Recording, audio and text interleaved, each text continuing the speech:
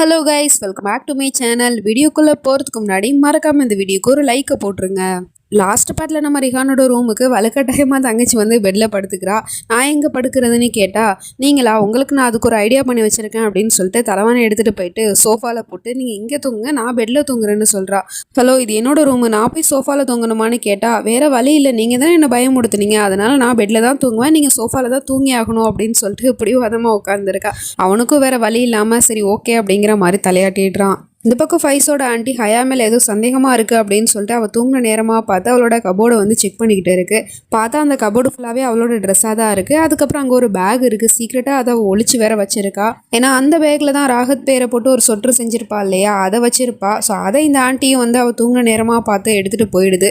இவளும் தூங்கி முழிச்சிட்டு யாரும் இந்த ரூமுக்குள்ளே வந்திருக்காங்க அப்படிங்கிற விஷயத்த அவள் கெஸ் பண்ணிடுறா. ஏன்னா அங்கே இருக்கிற கிளாஸ் உடஞ்சிருக்கு. ஸோ அதை பார்த்துட்டு வெளியே வந்து பார்த்தா இந்த ஆண்டியுமே அதை ஓப்பன் பண்ணி பார்க்க போது டக்குன்னு அவள் அதை பிடுங்கிடுறா. என்னத்தை மறைக்கிற, அது உன்னோட காதலனோடதா, அதுதான் நீ சீக்கிரட்டாக வச்சிருக்கியா, அதை காமின்னு கேட்டுட்டு பிரச்சனை பண்ணிட்டு இருக்கா. அப்போ அங்கே ஃபைஸும் வந்துடுறான். என்ன ஆண்டி பிரச்சனை, எதுக்காக திரும்ப ஹயா கிட்ட பிரச்சனை பண்ணிட்டு இருக்கீங்கன்னு கேட்டால், நானா பிரச்சனை பண்ணுறேன், அவள் ஏதோ ஒரு விஷயத்த நம்ம எல்லாருக்கிட்டையுமே மறைக்கிறா. அவள் கையில் வந்து ஒரு சொட்டு வச்சிருக்கா பாரு, அதில் வந்து ஏதோ ஒரு பேர் போட்டுருந்துச்சு, அதை நான் படிக்கிறதுக்குள்ளே இவ டக்குன்னு அதை பிடுங்கிட்டா, அதை வாங்கி பாரு உனக்கே விஷயம் புரியும் அப்படிங்கிற மாதிரி சொன்னதும் இவனும் டக்குன்னு அவள் கையில் இருக்கிறத பிடுங்கி பார்க்குறான். அதில் வந்து ராகத்தோட பேர் தான் இருக்குது. அதை பார்த்து அவனுக்கு பயங்கரமான ஷாக்கு. உண்மை தெரிஞ்சு போயிடுச்சு அப்படின்னு சொல்லிட்டு ஹயாவுமே அவனை அதிர்ச்சியோட பார்த்துட்டு இருக்கா. ஆனால் டக்குன்னு அவன் கேஷுவலாக அதை எடுத்துக்கிட்டான். இதில் என்ன பெரிய மேட்ரு இருக்குது, ராகத்தனோட பேரை வந்து இவ எழுதியிருக்கா. ஏன்னா ராகத்தனாவை எனக்கு முன்னாடியிலேருந்தே இவளுக்கு தெரியும், அதுக்காக அவருக்கு கொடுக்கறதுக்காக இந்த கிஃப்ட்டை ரெடி பண்ணியிருப்பா. இதில் என்ன பெரிய மேட்ரு இருக்குன்னு நீங்கள் குத்தம் கண்டுபிடிச்சிங்க. ஒன்றும் பிரச்சனை இல்லை ஹயா, நீ வந்து இதை ராகத்தனாக்கு கொடுக்கறதுக்காக தானே ரெடி பண்ண, நானே அதை அவருக்கு கொரியரில் அனுப்பிச்சிடுறேன் அப்படிங்கிற மாதிரி சொல்லிட்டு அவன் அதை கேஷுவலாக எடுத்துக்கிட்டான். ஆனால் இந்த ஆண்டியோ, என்னடா நீ இவ்வளோ மக்கா இருக்கா, அவள் உனக்கு தானடா பொண்டாட்டி, ஆனால் உனக்கு இது மாதிரி எதுவுமே அவள் கொடுக்கலையே, உன்னோட அண்ணனுக்கு அவள் கிஃப்ட் ரெடி பண்ணி வச்சிருக்கானா, அதில் உனக்கு கொஞ்சம் கூட சந்தேகமே வரலையா, கண்டிப்பாக இந்த பொண்ணுக்கிட்ட ஏதோ ஒரு பிரச்சனை இருக்குது அப்படிங்கிற மாதிரி யோசிச்சுட்டு இருக்கு. இந்த பக்கம் இந்த நீலாம்பரியோ தில்சாத்தை தேட சொல்லி ஃபோனில் வந்து சொல்லிட்டு இருக்கா. ஆனால் அவங்க இன்னுமே கிடைக்கல போல. ஸோ அதனால கோவப்பட்டுட்டு இருக்கா. அப்போ தான் வந்து அங்கே ரஷ்யாவுமே என்ட்ரி கொடுத்துட்டு இருக்கா. கூடவே ஒரு ஆளை வீல் சேரில் மாஸ்க் போட்டு கூட்டிகிட்டு வந்துட்டு இருக்கா. அவங்கள என்னோட கசின் சிஸ்டர் அப்படிங்கிற மாதிரி தான் அறிமுகப்படுத்திட்டு இருக்கா. அது மட்டும் இல்லாமல் அவங்க இங்கே தான் இருப்பாங்கன்னு வேற சொல்லிட்டு இருக்கா. சரி எனக்கு தாகமாக இருக்குது, நான் ரூமுக்கு போகிறேன், நீ தண்ணி எடுத்துட்டு வா அப்படின்னு சொன்னதும் அந்த ரஷ்யாவும் அங்கேருந்து போயிடுறா. அதுக்கப்புறம் இந்த நீலாம்பரியும் மாடிக்கு போகிறதுக்காக அப்படியே ஸ்ட்ரைட்டாக வந்துட்டு இருக்கா. அப்போ தான் அவங்களோட மாஸ்க்குமே ஓப்பன் ஆகுது காற்றுல. இவங்க வேற யாரும் இல்லை, நம்ம ஹீரோனோட பெரியம்மா தில்சாத் தான். அவள் அப்படியே வந்துட்டு இருக்கிறத பார்த்துட்டு இவங்களுக்கா சமக்கம் வருது. ஏன்னா மொத்த குடும்பத்தையுமே கொன்னா இல்லையா. ஸோ அதனால கோவத்தோடய அவளை அப்படியே பார்த்துட்டு இருக்காங்க. அப்போ அந்த ரஷ்யா வந்துட்டு, இதுக்கப்புறம் தான் வேடிக்கையே இருக்கு, அந்த தன்வீர் என்னெல்லாம் ஆட்டம் போட்டா, என்னை எவ்வளோலாம் அவமானப்படுத்தினா, அவளை நான் ஒன்றை வச்சு தான் பழிவாங்க போகிறேன் தில்சாத் அப்படின்னு சொல்லிட்டே தான் வீட்டுக்கு கூட்டிகிட்டு வந்துட்டு இருக்கா. அப்படின்னா இவங்களை தப்பிக்க வச்சதும் இந்த ரஷ்யாவோட வேலை தான் போல.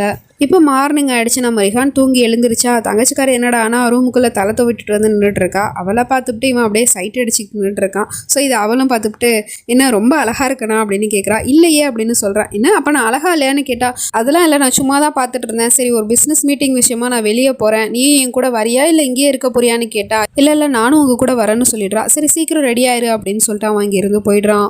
இந்த பக்கம் சனமும் தூங்கி எழுந்திரிச்சிட்டு இருக்கா. காலங்காத்திலே பார்த்தா ஆகில காணோம். எங்கே போன அவன் அப்படிங்கிற மாதிரி தேடிக்கிட்டே அந்த பக்கம் லத்தீஃப்ட்ட வந்து கேட்டா, அவர் எங்கே போனார்னு எனக்கு தெரியாது அப்படின்னு சொல்லிடுறா. சனம தூரத்துலேருந்து பெரியம்மாவுமே பார்த்துடுறாங்க. அவங்க பார்த்துட்டு கையை காமிச்சு சனமை கூப்பிட்றதுக்காக கையை எடுத்துகிட்டு போயிட்டு இருக்காங்க. அவளுமே அவங்கள பார்த்துட்டு, யார் இந்த அம்மா புதுசாக இருக்காங்களே அப்படின்னு கேட்டுட்டு இருக்கா. ஏன்னா அவங்க மாஸ்க் போட்டிருக்கிறதுனால அவங்களோட முகமும் தெரியல. இவங்க ரஷ்யாவோட சொந்தக்காரவங்கலாம் பேரலைஸ் அட்டாக் ஆகிடுச்சான், அதனால தான் அவங்கள இங்கே கூட்டிகிட்டு வந்திருக்காங்க அப்படிங்கிற மாதிரிலாம் சொல்லிட்டு இருக்கா. அப்படியானு சொல்லிட்டு சனமும் அங்கிருந்து போயிட்டு இருக்கா. இந்த ரஷ்யாவும் யார் இவ கை காட்டி பார்த்துட்டு இருக்கா அந்த பக்கமா அப்படின்னு சொல்லிட்டு வந்து பார்த்தா சனம் அந்த பக்கமா போயிட்டு இருக்கிறது தெரியுது. ஓ, நீ ஜோயாவோட பொண்ணு சனம தான் பார்த்துட்டு இருந்தியா, உனக்கே தெரியாத ஒரு ரகசியம் இருக்கு, ஒரு உண்மை இருக்கு, அது உனக்கு தெரியுமான்னு கேட்குறா. என்னதுன்னு இவங்களும் பார்த்துட்டு இருக்காங்க. ஜோயாவோட இன்னொரு பொண்ணு செகர் இருக்கால, அவளும் உயிரோட தான் இருக்கா அப்படின்னு சொல்றா. இவங்களுக்கும் பயங்கரமான ஷாக்கு. பழச நினைச்சு பார்க்குறாங்க. அதாவது அந்த பசங்கள்லாம் காப்பாற்றி கூட்டிட்டு போகும்போது தான் அந்த செகர் மிஸ் ஆயிருப்பா. அதை வந்து நினைச்சு பார்த்துட்டு இருக்கா. அப்போ அவளும் சொல்றா, ஆமா உண்மையே தான் சொல்றேன், அந்த செகரை நான் இப்போ கொஞ்ச நாளைக்கு முன்னாடி நேரில் கூட பார்த்தேன், அவள் அப்படியே பார்க்கறதுக்கு சனம் மாதிரியே இருக்கா தெரியுமா, அதாவது ஜோயா மாதிரியே இருக்கா அப்படின்னு சொல்லிட்டு இருக்கா. இந்த பக்கம் பிஸ்னஸ் மீட்டிங் விஷயமா ரிஹானும் தங்கச்சிக்காரையும் போயிட்டு இருக்கும் போது திடீர்னு ரிஹான் காரை ஸ்டாப் பண்ணுறான். என்னாச்சுன்னு கேட்டால், அதோ அங்கே பாரு அப்படின்னு சொல்கிறான். பார்த்தா ஒரு ஆள் ரோட்டில் படுத்து கிடக்கான். அவன் யாருன்னு தெரியல, போய் ஹெல்ப் பண்ணணும்னு சொன்னான். இல்லை நீங்கள் போகாதீங்க, அவன் ஒரு திருடன் அப்படின்னு சொல்கிறான். அது எப்படி உனக்கு தெரியும்னு கேட்டால், அது வந்து நான் அப்படின்னு சொல்கிறா. அதாவது இவளும் அந்த மாதிரி தானே படுத்திருந்தா ரோட்டில், இவளும் ஒரு திருடி தானே. ஸோ அதை யோசிச்சு பார்த்துட்டு, இங்கே இங்கே பாருங்கள் நான் தான் சொல்கிறேன்ல அவன் ஒரு திருடன், இப்போ நீங்கள் அங்கே போனீங்க காப்பாற்ற போனீங்க அப்படின்னா அவன் உங்களை அட்டாக் பண்ணுவான் அப்படின்னு சொன்னால் அவன் கேட்க மாட்டேங்கிறான். நீ என்ன பைத்தியம்மா, நீனும் இப்படி தானே ரோட்டில் விழுந்து கிடந்தா, அப்போ நான் தானே உன்னை காப்பாற்றினேன், அவருக்கு ஏதாவது பிரச்சனையாக இருக்க போகுது அப்படின்னு சொல்லிட்டு அவங்கள போயிட்டு பார்க்கறதுக்காக இவன் கிட்ட போனால் டக்குன்னு அந்த ஆள் கத்தி எடுத்து வச்சுக்கிட்டு மாட்டிக்கிட்டு இருக்கான். கூடவே 4-5 பேர் ஓடி வந்துடுறானுங்க.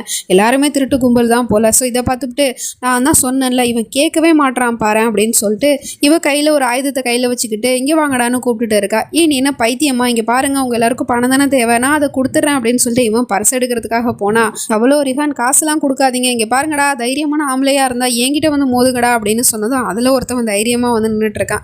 அவனை இவ ஒரு பஞ்ச் பண்ணுறங்கிற பேரில் கையில் வச்சிருக்க ஆயுதத்தை வச்சுக்கிட்டு அவனோட வயிற்றுலேயே குத்திக்கிட்டு இருக்கா. ஆனால் அவனுக்கு எதுவுமே ஆகலை, அப்படியே மலை மாட மாதிரி நின்றுட்டு இருக்கான். அவள் பார்த்துட்டு என்ன இவனுக்கு எதுவும் ஆகலையே அப்படின்னு சொல்லிட்டு திரும்பவும் குத்துறா. அதுக்கும் அவன் எந்த ரியாக்ஷனுமே இல்லாமல் தான் நின்றுட்டு இருக்கான். அதுக்கப்புறம் அவன் இவளோட கண்ணத்தை கட்டி ஓங்கி அரைஞ்சிடுறான். அவளை அடித்த அடுத்த செகண்டே ரிஹானுக்கு கோவம் பொத்துக்கிட்டு வந்துடுது. அவள் மேலே எதுக்குடா கை வச்சிங்க அப்படின்னு சொல்லிட்டு அங்கே இருக்கிற மொத்த பேரையுமே அடித்து துவம்சம் பண்ணிடுறான். எல்லாருமே அடித்து போட்டுட்டு இருக்கா. இதை இவளும் பார்த்துட்டு பயங்கர இம்ப்ரெஸ் ஆகிட்டு ரிஹான் அப்படிதான் அடி அப்படின்னு சொல்லிட்டு அவனை என்கரேஜ் பண்ணிக்கிட்டே இருக்கா. அதுக்கப்புறம் அதில் ஒருத்தவன் தப்பிச்சு என்னம்மா அந்த பையன் இப்படி அடிக்கிறான் அப்படின்னு சொன்னா இங்கே வா நீ தானே என்ன கணத்தில் அடிச்ச அப்படின்னு சொல்லிட்டு அவனோட கணத்துலேயே ஓங்கி ஒரு அறையை விட்டுறா. அதுக்கப்புறம் மொத்த பேரும் அங்கேருந்து போயிடுறாங்க. பரவாயில்ல ரிஹான், நான் உன்னை பார்த்து இம்ப்ரெஸ் ஆகிட்டேன் அப்படின்னு சொன்னா வாய் மூடு காரில் ஏறு அப்படின்னு சொல்லிட்டு இவன் அதட்டி கூட்டிகிட்டு போயிட்டு இருக்கான். இந்த பக்கம் ஆகிலோ ஏதோ ஷாப்பிங் பண்ணிட்டு வந்துட்டு இருந்திருப்பான் போல. என்ன சனம் கிட்டேருந்து இவ்வளோ மிஸ்கால் வந்திருக்கே அப்படின்னு சொல்லிட்டு உள்ளே போக போனால் அப்போ ஒருத்தவன் ஸ்டாப் பண்ணி இந்த பேப்பரை வக்கீல் சார் கொடுக்க சொன்னார் அப்படின்னு சொல்லிட்டு கொடுத்துட்டு போயிடுறான். அதை ஓப்பன் பண்ணி பார்த்தா அது வந்து அந்த ப்ராப்பர்ட்டி பேர் தான், சொத்தெல்லாம் வந்து மாற்றுறதுக்கான பேப்பரு. ஸோ அதை இவன் பார்த்துட்டு சனமை பற்றி தான் யோசிச்சுட்டு இருக்கான். ஏன்னா அந்த ப்ராப்பர்ட்டி மட்டும் மாறிடுச்சு அப்படின்னா அதுக்கப்புறம் இவன் சனமை விட்டும் பிரிய வேண்டியதுதான், அதை பற்றியே யோசிச்சுட்டு இருக்கான். அப்படியே கட் பண்ணால் இங்கே இவங்க 2 பேரும் ஆஃபீஸ்க்கு வந்துட்டாங்க போல். ரிஹானுக்கு அடிவேறப்பட்டிருக்கு போல். என்னாச்சு உங்களுக்கு அடிபட்டிருக்கான்னு கேட்டால் அதெல்லாம் ஒன்றும் இல்லைன்னு சொல்கிறான். இருங்க நான் பார்க்குறேன் அப்படின்னு சொல்லிட்டு இவள் பார்த்தா ஷோல்டரில் வந்து அடிபட்டிருக்கு. இப்போவே வாங்க ஹாஸ்பிட்டல் போகலாம், டாக்டர் போய் பார்த்தாகணும்னு சொன்னால் டாக்டர்லாம் வேணாம், என் கேபினில் ஃபஸ்ட் எய்ட் பாக்ஸ் இருக்குது அதை போய் எடுத்துகிட்டு வா அப்படின்னு சொல்லிட்டு கேபினோட சாவியை கொடுத்துட்ருக்கா. அந்த கேபினோட சாவியை வாங்குறதுக்காக தான் இவ்வளோ நேரம் இவன் கூட இருந்துட்டு இருந்தா. ஸோ இப்போ அந்த சாவியுமே இவளுக்கு கிடச்சிருச்சு. அவள் அதை வாங்கிட்டு போன அடுத்த செகண்டே ரிஹானுக்கு கால் வருது. நீலாம்பரி தான் கால் பண்ணுறா. ரிஹான் நான் உனக்கு எத்தனை தடவை தான் கால் பண்ணுறது, நீ ஏன்ப்பா அம்மா கிட்ட பேச மாட்டேற, அம்மா மேலே கோவமா அப்படின்னு கேட்டுட்டு இருக்கா.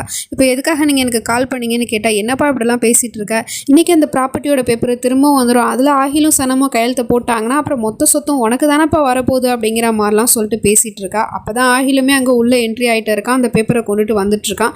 அம்மாக்கார் என்னடானா தூரத்தில் நின்று ஃபோன் பேசிகிட்டு இருக்க மாதிரி தெரியுது, பட் யாருக்கிட்ட அப்படிங்கிறது தெரியல.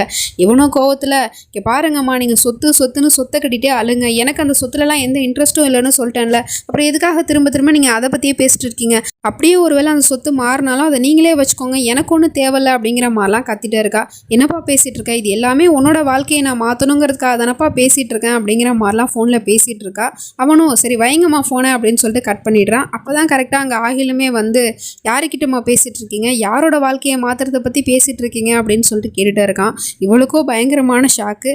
அப்போ நம்ம பேசினதெல்லாம் கேட்டிருப்பானோ அப்படிங்கிற மாதிரி பார்த்துட்டு இருக்கா. இதுக்கப்புறம் என்ன நடக்க போகுது அப்படிங்கிறதெல்லாம் நம்ம வெயிட் பண்ணி தான் பார்க்கணும். நெக்ஸ்ட் நினச்சி நம்ம அடுத்த பாட்டில் பார்த்து தெரிஞ்சுப்போம். அது வரைக்கும் பை ஃப்ரெண்ட்ஸ்.